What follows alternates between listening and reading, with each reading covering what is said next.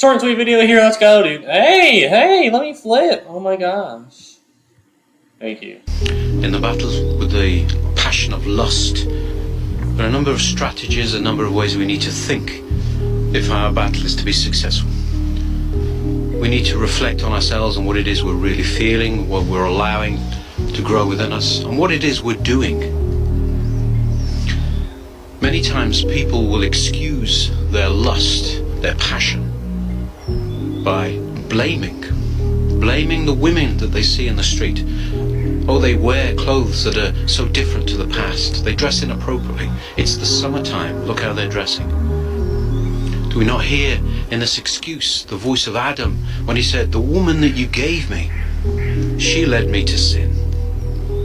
We must take responsibility for our lust, for our passion, for the things that we do. We cannot go blaming others. When we confess, we're told never to confess. So he just freaking pirated Father Spider-Ron's video? Sins of others. It is always our own sins that we confess. So what kind of confession is this when we say, but it's their fault? Look how they dress. And we must ask ourselves, if my mother, my sister, my daughter were to dress in this way, would it evoke these kinds of passions within me? Hopefully, most people would respond, of course not. Why then?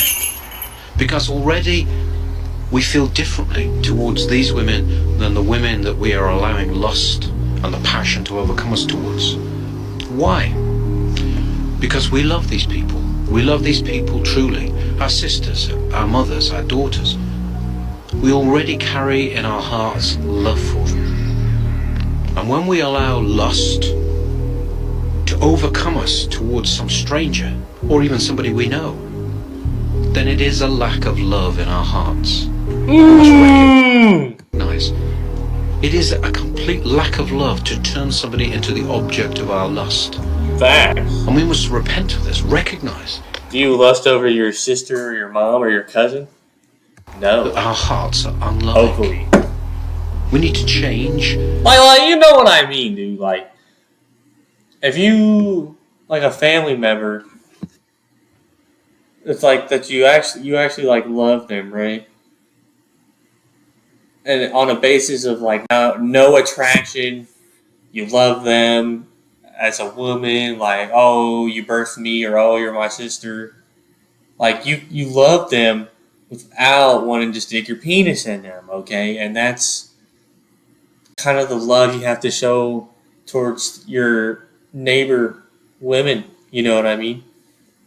Like, when I say neighbors, not like your actual neighbors, like the people, the woman in your life that might be attractive, but you don't. The first thought isn't, ooh, I want to, like, you know, lust over them.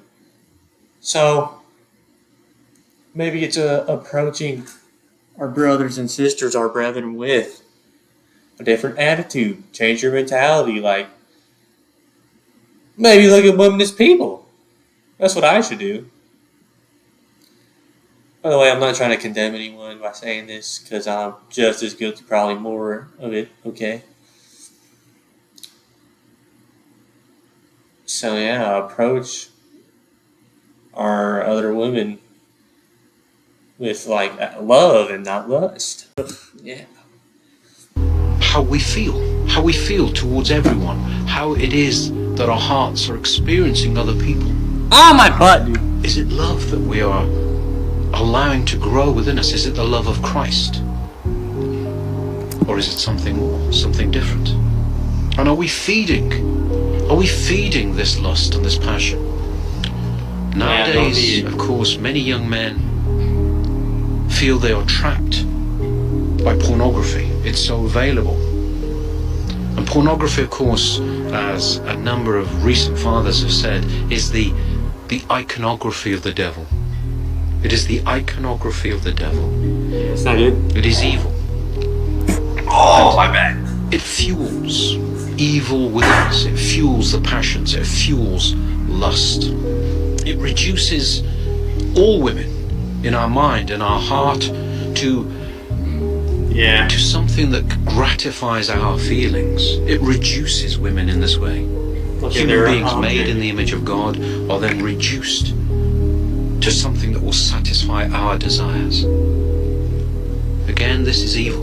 They're people, like us. St. Isaac the Syrian says to us, whoever does not voluntarily withdraw himself from the sources of temptation will involuntarily become the slave of sin. Whoever does not voluntarily withdraw himself from the sources of temptation will involuntarily become the slave of sin. Close the IG baddie profile. Taken away by sin, he says. Will be captured and taken away by sin, he says. Not good.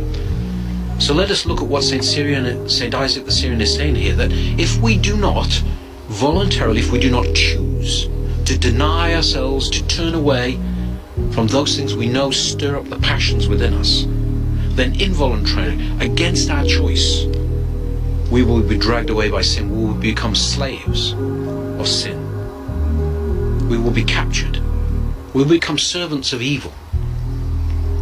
We will find ourselves incapable of resisting sin because we will become the slave of sin. So we must first, as with all temptations which must be cut off at the root before they begin to grow, At the root?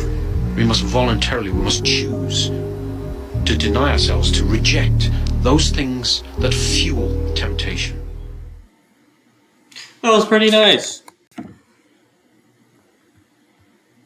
Okay.